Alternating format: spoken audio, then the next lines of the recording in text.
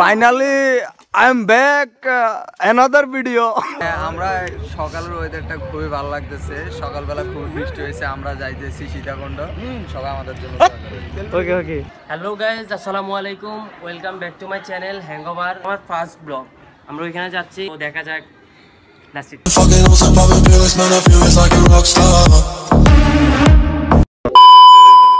So আমরা এখন Comilla station চলে আসছি। আমাদের ট্রেন রাত 2টায়। আমরা লাস্ট আমাদের ট্রেনেই দেখা হবে। বাঁকা, অনেক রিস্কি রাস্তা, উঠতে অনেক কষ্ট, তারপর আমরা আস্তে আস্তে উঠলাম।